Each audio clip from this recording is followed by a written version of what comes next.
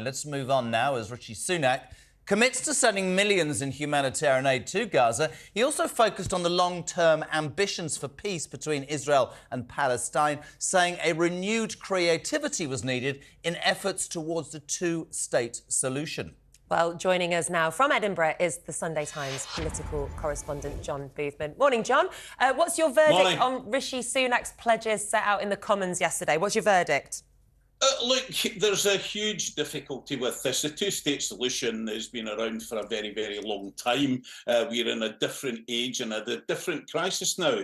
And I think certainly in the immediate term, the big issue is really how do we stop this war in the Middle East that's been called between Israel and Hamas from going any further. There's already problems in the West Bank. There might be problems in southern Lebanon. I was just looking earlier. There's 3 million Palestinians live in Jordan. There's a possibility of this going into a wider regional conflict with Iran. And the immediate prospect of stopping war there is something that really has to happen. And I do think, notwithstanding all the things that we know about Hamas and the outrageous and disgusting behaviour of Hamas in killing 1,400 Israeli citizens, and 17 days ago, there are now 300 Palestinians a day being killed. They're not all Hamas or anything like it in Gaza. And, you know, it used to be the case before even the current crisis that 100 lorries of supplies were going into Gaza, food, fuel, medical supplies. And what have we seen in the past couple of days? Is it fewer than 50? It's such a difficult one, John, isn't it? Because we were here 3 weeks ago and you nailed it there when you said disgusting, genocidal, horrific terrorist attack. The most heinous things, flying in, murdering people. I mean, I don't want to upset people. Burning bodies, beheading babies, raping grandmothers and filming it. Utterly heinous. And you would not in any way say to any power in the world you don't have a right to do something about that, certainly when there are hostages. But of course, as this has continued, the world has looked on at Gaza and it's become...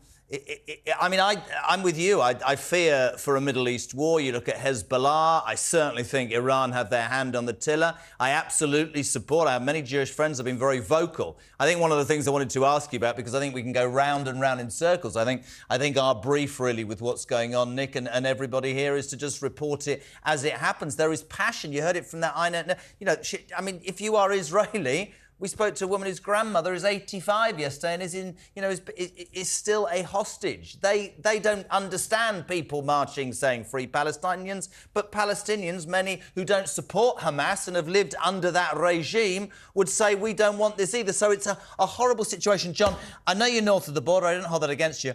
I want your response. Front page of the Times today. Rishi Sunak chanting jihad is a threat to our democracy. We talked about this yesterday. Jihad can mean holy war. People will associate that with ISIS and with Al-Qaeda. There is a difference between peacefully demonstrating and waving, you know, flags saying that. Yesterday we had the police. Should we do it? Are we soft-bellied? Do we have the rules? What's your take on this, John? Look, this is not, again, a simple problem. We had a couple of years ago a hate crime bill passed in Scotland.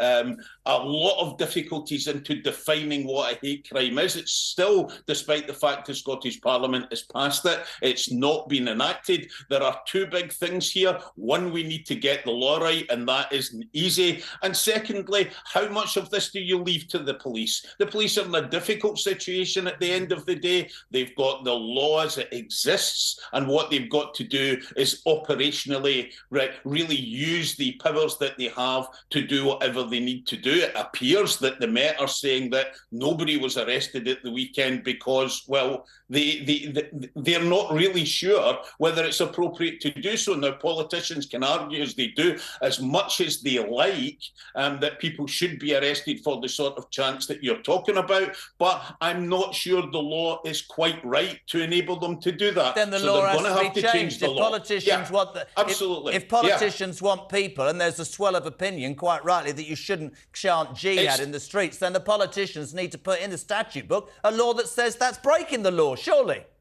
Absolutely, and it's easy to blame the coppers, but they're only operating according to the existing rules. John Boothman, thank you so much. Pleasure to talk to you as always.